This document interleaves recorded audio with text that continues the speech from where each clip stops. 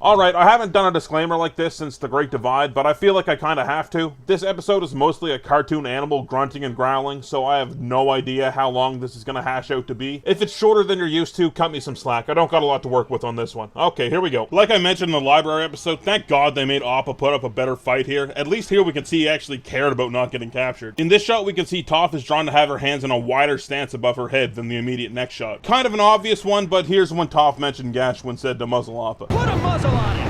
Alright, we've got some numbers off here too. In the library, we see that there's 3 sand sailors rolling up on Appa, but as they leave, there's only 2. And this is before Appa breaks one of them. On top of that, we see in this shot that there's at least 9 people on this steal Appa operation. 8 holding him down and 1 more pulling up a sailor. Could be more depending on if people stayed down after Appa ragdolled them. With all that being said, we only see 2 sand sailors leave, carrying 8 people. The 3rd sand sailor, by this wide shot, is nowhere to be seen. But then, as we fade into this next scene, the 3rd sand sailor is back, and it's even hooked up to drag Appa along. Was that the case in this last scene? Inconclusive.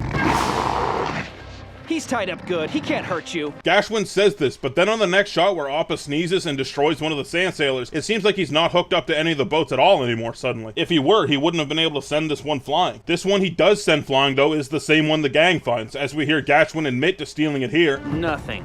It's the one we stole from the Hami tribe. And it lining up with what his dad says here. What are you doing in our land with a sandbender sailor? From the looks of it, you stole it from the Hami tribe. That being said, Appa definitely sends it flying into the side of a sand dune, but when the gang finds it, they nearly miss it because it's almost buried in the ground, which seems weird. That also means the gang came only a few yards or so away from finding the rest of their gear, which is probably buried under a ton of sand if the sand sailor also was. Maybe that was it. Maybe the sandbenders actually buried all of this stuff to cover their tracks. Yeah, that makes sense. Here's Sokka's original club, and as I told you, Aang was the last one to ever use it. Also, by the design of the top of this box, I'm pretty sure this is supposed to be the box of waterbending scrolls that Pakku gave to Aang, just miscolored horribly. And finally, here's the umbrella that the team received from that weirdo in the fortune teller. What do you know? An umbrella. Doesn't matter. We'll still make a profit from selling him to those beetle-headed merchants. Is he allowed to say that? That sounds like a slur. What the hell are you guys wearing now? That doesn't look at all like what you wear. Also, now you're down 3 whole people. Did you leave some of your guys to die in the desert because you didn't have another sand sailor? This is super weird. Do these guys just fucking woodbend right now? There's probably just rocks on the side of these arms or something, but still, it looks really, really weird. We need the sheer shoe spit darts! Got him! A throwaway little line here, but the sheer shoe spit darts actually refers to the same animal that June rides around on, that paralyzes its prey with venom. So that's a pretty cool little callback. Okay, big fella, you're gonna take a nice little snoozle. I find it pretty interesting that 3 sheer shoe spit darts take Appa down pretty soundly, but it actually took 4 direct shots from a sheer shoe to take Appa down in a prior engagement. And he fought those off pretty well too. Holy shit, what a shot, right? This guy's gotta be like top 1 in the world at spit darts. We've got to get rid of this one. He's too much trouble.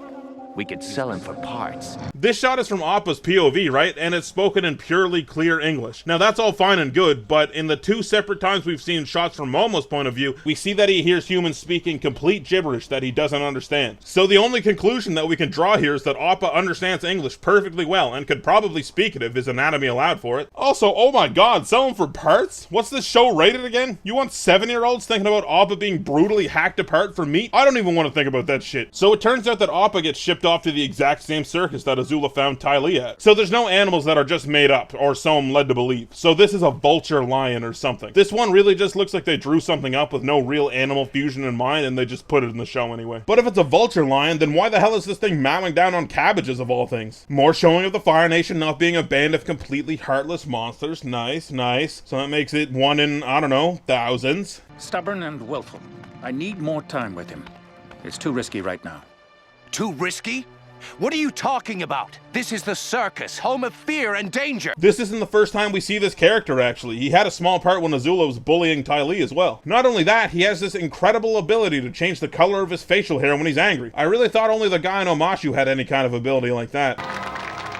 Whoa! I really like that Avatar can take a stance on something and have it not feel heavy-handed. Like, of course circuses are awful and treat animals poorly, but Appa being humiliated like this makes the viewers think like, wow, what the fuck, dude? Without seeming like a donation line commercial. You're gonna think I'm crazy, but I bet this clip of Appa remembering Aang is somewhere from around the time of Avatar Day. Due to the trees in the background and the lighting mostly. I didn't really have to think about it either, seems pretty obvious. Get back here, you stupid beast! This man is dead.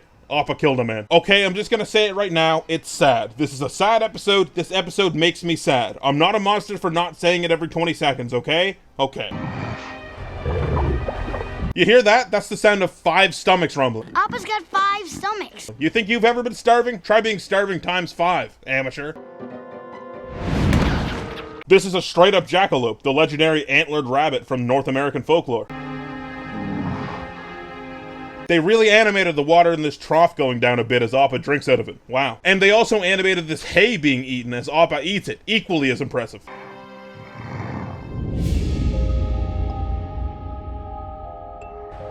Aw, don't do it to me. I'm pointing this shit out again because it still blows my mind. This kid is very likely this kid, and this kid is probably also this kid. Who the fuck thought to include this? Unbelievable. We finally get to see some female airbenders, which makes sense since this is the Eastern Air Temple, and the air temples are broken up between male and female, and this is a female temple.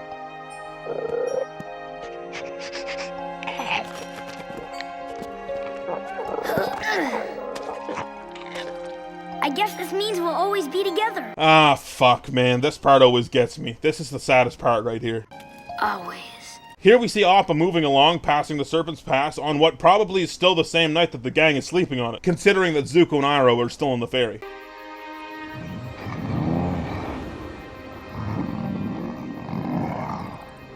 We're coming in hot!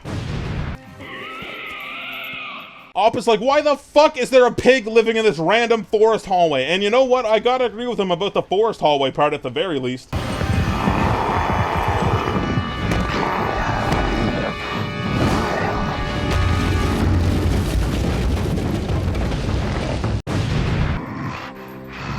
This is the only showing of blood in the entire show. This is it. Must have been some fight. Wait, let me see that.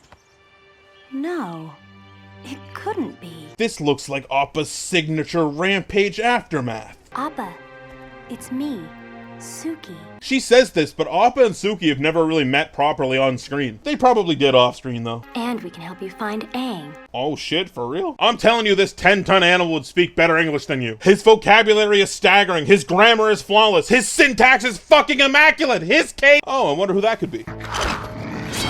Wait, what? How does— Who are you? The Avatar's fangirls? Oh, I get it. Good one, Azula. I don't get it. No Avatar, huh? Well, that's okay. Any friend of the Avatar is an enemy of mine. You're so colorful, it's making me nauseous. You're not prettier than we are. Okay guys, it's not easy for men to write women, especially young teenage girls, so I think we can all give this episode a pass for this. Oh no! Don't you know fans just make flames stronger? Alright, that was a pretty good one, Azula, I'll give you that. Cool ambiguous note to leave this scene on as well. I really like it. If you look super closely here, you can see some unknown water tribesman we'll never see again. He's not important, I promise. Never again. He doesn't even have a name, I guarantee it. Nice to see that the air temple is all cracked and overgrown since Appa's been here last.